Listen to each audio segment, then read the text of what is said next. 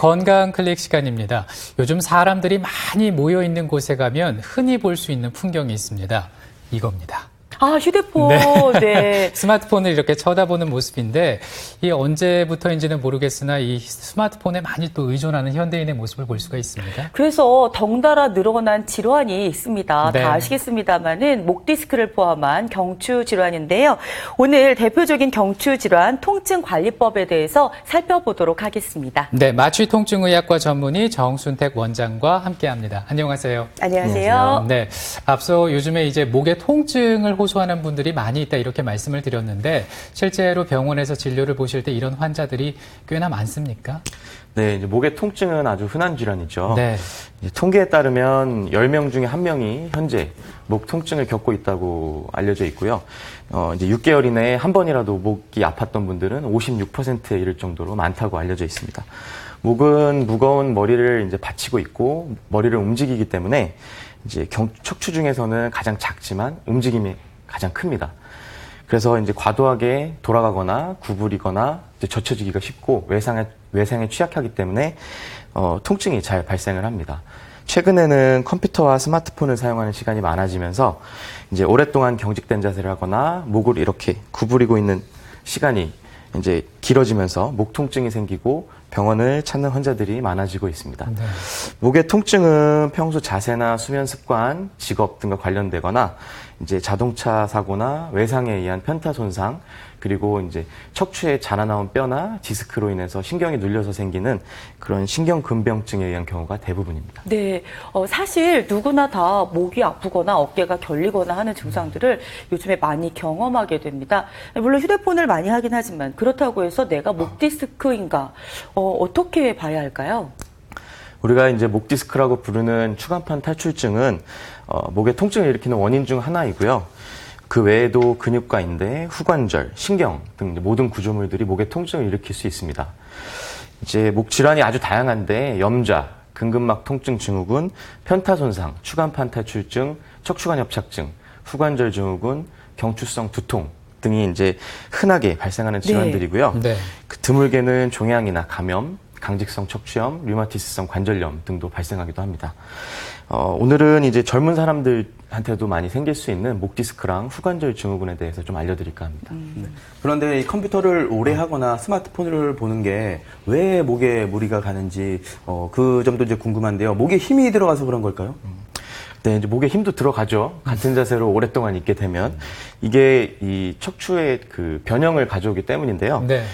그림을 좀 먼저 보시면요. 척추에는 정상적으로 커브가 있습니다. 이것은 이제 척추를 옆에서 본 사진인데요. 경추랑 요추는 앞쪽으로 이렇게 볼록하고요. 그다음에 흉추랑 천추는 뒤쪽으로 볼록하게 이제 굽어서 우리 몸을 지지하고 있습니다. 그런데 경직된 자세를 직업적으로 오래 하거나 평소에 꾸부정한 자세로 있는 습관이 이런 척추 커브들의 변형을 가져오게 되면서 디스크나 구척추관절, 추체 등의 그리고 후관절 등의 퇴행성 변화를 가져오게 됩니다. 네. 또 디스크는 이제 척추와 척추 사이에서 쿠션 역할을 해주는데요. 경직된 자세를 하게 되면은 디스크 안에 있는 압력이 점점 올라갑니다. 그러면서 디스크에 있는 퇴행성 변화가 빨라지면서 추간판 탈출증이 발생할 가능성이 높아지게 됩니다. 컴퓨터를 사용하는 직업이나 운전을 하는 직업을 가지신 분들은 이렇게 목이 어깨보다 앞쪽으로 이렇게 쭉 빠진 상태로 맞아요. 오래 일하는 경우가 많고 스마트폰을 할 때는 고개를 숙인 상태로 오랜 시간을 보내게 되는데 이런 자세들이 목 척추의 퇴행성 변화를 빠르게 하는 원인이 됩니다. 네. 여러 가지 이제 원인이 있다라는 걸 알게 되는데요. 근데 제가 아는 분은요, 교통사고 후에 목 디스크가 생겼다 이런 말씀을 하시더라고요. 이렇게 한 번의 외상으로 목 디스크 발생할 수 있는 겁니까? 이제 기본적으로 디스크 탈출증은 외상으로 인한 질환이라기보다는 퇴행성 질환입니다. 네. 그래서 교통사고가 나게 되면은 디스크 탈출증보다는 대부분 편타 손상을 입게 되는데요. 이 편타 손상이라는 거는 채찍질 손상이라고도 하는데 교통사고로 인한 충격에 머리가 이제 앞뒤로 흔들리거나 옆으로 세게 흔들리면서 척추와 디스크 그리고 척추를 지지하고 있는 구조물인 근육이나 인대, 후관절 등의 충격을 입게 돼서 발생을 합니다. 교통사고 후에 디스크 탈출증이 생겼다고 하는 분들이 많은데 대부분 보면은 기존에 디스크 탈출증이 있었는데 증상이 없어서 모르고 살다가 이제 교통사고로 이제 증상이 발현이 돼서 디스크 탈출증을 발견하는 경우가 많고 이 교통사고에 의한 단 한 번의 충격으로 주변의 척추, 인대, 근육에 인한 손상 말고 디스크에만 손상이 오는 것은 조금 힘들 것으로 생각이 듭니다. 네. 그런데 이제 편타 손상을 받게 되면 네. 이 경추의 퇴행성 변화가 빨라지기 때문에 이런 교통사고를 당하고 난 후에 디스크 탈출증이 발생할 가능성은 높아지게 되겠습니다. 그렇군요. 우리의 그 머리 무게가 있는데요. 약 한 1.4kg 정도가 된다고 하더라고요. 이걸 받치고 있으려니까 아무래도 목도 좀 힘들 것 같기는 해요. 뭐 일자목이라든가 거북목이라든가 아마 이런 목 형태를 이야기를 많이 들어보셨을 거예요. 이 일자목이나 거북목이 목 디스크로도 갈 수 있는 건가요? 네, 일단 일자목 거북목이 뭐 의학적 용어는 아닌데 먼저 좀 설명을 드리겠습니다. 사진을 좀 보시면 이해가 쉬우실 텐데 경추는 이제 정상적으로 전만이라고 하는데 이렇게 앞으로 볼록하게 이렇게 뒤로 굽은 상태를 띠고 있습니다. 이것은 경추가 머리를 받치고 있을 때 이 척추 뼈들이 각각의 척추가 무게를 분산시켜서 받기 위함인데요. 네. 앞서 말씀드린 것처럼 이제 평소 잘못된 자세나 수면 습관, 직업 등과 관련돼서 이 커브가 C자형에서 점점 이렇게 똑바로 서게 되고 반대로 굽게 됩니다. 아니, 보기엔 일자형이 훨씬 더 예쁘고 깔끔한 것 같은데요. 그런데 네. 그렇지가 않습니다. 이렇게 똑바로 서게 되면 일자목, 네. 가운데 사진, 그 다음에 오른쪽 사진 이렇게 반대로 굽게 되면 C자형을 뒤집어 놓은 것처럼 네. 역C자형 커브를 띠게 되면서 이것을 거북목으로 부르기도 합니다. 이렇게 척추 커브가 변형이 되면 특정 부위에 무게나 힘이 집중되게 되면서 이 해당 척추 분절의 디스크나 후관절 등의 퇴행성 변화가 빠르게 진행되면서 통증이 잘 발생합니다. 디스크 탈출증뿐만 아니라 이제 척추 주변에 있는 근육이나 인대도 정상보다는 좀 이렇게 딱 긴장된 상태를 유지하게 되기 때문에 통증이 잘 발생합니다. 네. 네. 저 같은 경우는 이 목도 아프고 또 어깨도 아픈데요. 그리고 또 어떤 사람들은 팔에 힘이 안 들어간다라는 사람들도 있거든요. 네. 이것도 다 목 디스크의 증상인가요? 이제 경추에서 팔로 가는 척추 신경들이 나옵니다. 그래서 디스크 탈출증으로 인해 신경이 눌리게 되면 어깨, 팔, 손가락으로의 저림감이나 통증, 그다음에 감각이 좀 떨어지거나 힘이 네. 빠지는 증상이 발생을 하기도 하는데요.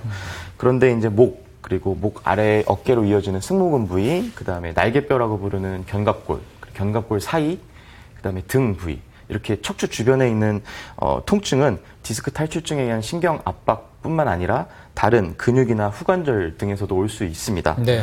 그래서 또 이런 통증이 팔이나 손으로도 통증을 일으킬 수 있기 때문에 이제 모든 이런 통증이 디스크의 증상으로 볼 수는 없겠죠. 네. 그럼 이제 실제로 목 디스크가 발생을 했을 때 어떤 증상들이 나타나는지 궁금하네요. 네. 이제 목 디스크의 주된 증상은 목의 통증과 뻣뻣함, 그리고 뒤통수, 견갑골 부위로의 통증, 그리고 이제 팔과 손으로의 상지 방사통입니다. 주로 목에서 팔로 내려가는 저림감이나 통증을 호소하게 되는데 통증의 양상이 아주 다양합니다. 저리다, 시큰거린다, 시리다, 아리다, 네. 쑤신다 등 여러 가지 표현을 하고요. 그다음에 신경 압박이 심한 경우에는 감각이 실제로 떨어져서 남의 살 같다. 그다음에 이제 힘이 빠지는 경우도 있습니다. 사진을 보시면 이렇게 지금 사람 몸에 색깔이 좀 달리해서 표시가 되어 있는데요. 경추 이제 척추 신경들이 추간공을 통해서 빠져나오는데 신경마다 이렇게 지배하고 있는 부위가 다릅니다. 네. 그래서 디스크 탈출증으로 해서 눌리는 신경이 지배하는 부위에 증상이 생기고 주로 경추 5번, 6번 사이와 6번, 7번 사이에 흔한데 목 디스크는요. 그럴 때는 이제 경추 6번, 7번 신경 압박 증상이 나타나게 됩니다. 그다음에 이제 표를 보시면은 신경마다 운동 약화나 이제 감각 이상이 이렇게 다 달리 나타나는 것을 알 수 있으신데 이렇게 이제 이런 걸 토대로 환자의 증상을 파악하고 MRI 검사를 통해서 실제로 목 디스크가 있는지 디스크 병변과 증상이 일치하는지를 네. 확인하고 거기에 맞게 치료를 할 수 있습니다. 네. 자, 평소에 이 목 디스크가 있다고 하면은 혹시 이렇게 아까 그 거북목 말고 원래 이렇게 커브가 있다고 했잖아요. 네. 커브를 있는 것처럼 이렇게 하고 다니는 게 도움이 되는 건가요? 예, 이렇게 좀 내려다보는 습관을 좀 줄이라고 네. 많이 네. 하는 편입니다. 예. 네. 자, 그러면 이제 목 디스크가 있다고 한다면 치료를 어떻게 해야 되는지, 누가 수술을 하라고 하는데 정말 목 디스크가 있으면 다 수술을 해야 되는지 어떨까요? 네, 이제 디스크 탈출증은 증상이 없는 경우도 많고요. 내버려뒀는데 저절로 좋아지는 경우도 있습니다. 아, 네. 네. 다음 사진을 보시면 이게 목 디스크 환자의 MRI 사진인데요. 이런 까만 부위가 디스크이거든요. 근데 지금 여기 보면은 경추 6번, 7번 사이에 디스크가 이 신경 쪽으로 이렇게 좀 돌출되어 있는 걸 확인하실 수 있습니다. 네. 예, 이렇게 MRI 검사에서 디스크 탈출증이 있다고 해서 증상이 없거나 증상이 조절이 잘 되는 경우에 꼭 수술을 하실 필요는 없습니다. 왜냐하면 이제 증상이 중요하네요. 네, 네. 수술을 한다고 해도 남아있는 디스크, 이제 그리고 척추의 다른 후관절이나 구척추 관절의 퇴행성 변화는 계속 진행이 되는 거기 때문에 또 신경근병증은 생길 수가 있습니다. 네. 예. 그래서 이제 먼저 비수술적인 치료를 먼저 충분히 해본 후에 호전이 안 되는 경우에 어쩔 수 없이 수술을 고려하시는 것이 좋겠습니다. 네. 네. 그리고 이제 비수술 치료로는 경막의 신경차단술, 경막의 유착 제거술, 고주파 수액 성형술 등이 있는데 이것들은 이제 주사를 통해서 약물을 주입하거나 카테터를 삽입해서 하는 치료로 이제 국소 마취만 하고 비교적 간단하게 이제 외래에서 할 수 있는 그런 치료입니다. 네. 이렇게 수술하지 않고도 치료를 할 수 있다고 하니까 정말 다행이다라는 생각이 드는데 방금 전에 말씀하신 그 비수술 치료법 중에 경막의 신경 차단술 이거는 어떤 치료인가요? 네. 이제 경막의 신경차단술은 통증의학과에서 제일 많이 하고 있는 치료법인데요. 이제 목 디스크의 통증은 신경이 디스크에 눌리거나 자극이 돼서 발생한 염증 때문에 생기는 것입니다. 그래서 경막의 신경차단술은 척수와 신경근을 싸고 있는 경막이라는 막이 있는데 그 바깥에 약물을 주입해서 신경의 염증 반응을 감소시켜주고 신경의 통증 전도를 차단해서 통증을 줄여줍니다. 네. 이제 목은 경막의 공간이 좀 좁아서 신경 손상이나 경막 천자 그리고 혈관 내 약물 주입의 빈도가 좀 높은 부위인데요. 사진을 보시면 이제 이렇게 엑스레이를 실시간으로 찍을 수 있는 엑스레이 기기가 있습니다. 그래서 실시간 엑스레이 영상을 확인하면서 여기 보시면 이렇게 이게 바늘이고요. 이렇게 바늘의 깊이도 확인하고 이 까만 것은 이제 조영제입니다. 그래서 조영제가 신경 주변으로 퍼지는지 혈관 내로 들어가는지 이런 걸 확인하면서 하기 때문에 비교적 안전하게 시행할 수 있습니다. 네. 네. 그리고 또 한 가지의 그 시술이 있습니다. 경막외 유착 제거술인데 이건 어떤 겁니까? 네, 이제 경막의 유착 제거술은 이제 병원의 신경성형술 혹은 뭐 감압신경성형술 등으로 불리는 치료법인데요. 네. 경막의 신경차단술보다 좀 다음 단계의 치료라고 생각하시면 됩니다.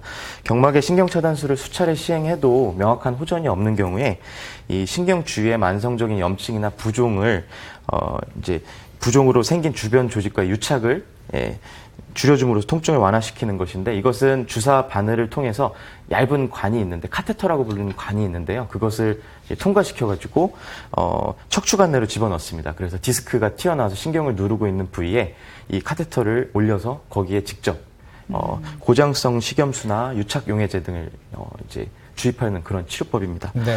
이때도 이제 경막의 신경차단술처럼 신경 손상이나 경막 천자 혈관 내 약물 주입 같은 위험성이 있고요. 이런 것들 역시 이제 엑스레이 영상과 네. 환자 상태를 확인하면서 줄일 수 있습니다. 네, 이 비수술 치료에도 여러 가지 종류가 있는 걸 이제 처음 알게 됐는데 수액 성형술이라는 건 또 어떤 건가요? 네, 이제 수액 성형술은 디스크는 이제 섬유륜이라는 막 안에 수액이라는 젤리 같은 물질이 들어 있거든요. 수액 성형술은 디스크 내에 바늘을 직접 삽입해서 고주파 에너지를 이용해서 그 수액을 기체와 액체로 이렇게 분해해가지고 제거시키는 방법입니다. 사진을 좀 보시면은 이렇게 이것도 엑스레이를 보면서 이렇게 시술이 진행이 되겠고요. 네. 이렇게 바늘이 디스크를 앞쪽에서 뒤로 통과되면서 뒤쪽으로 신경 쪽으로 나가 있는 곳에 네. 고주파를 발생시킬 수 있는 바늘이 들어가서 에너지를 일으킵니다.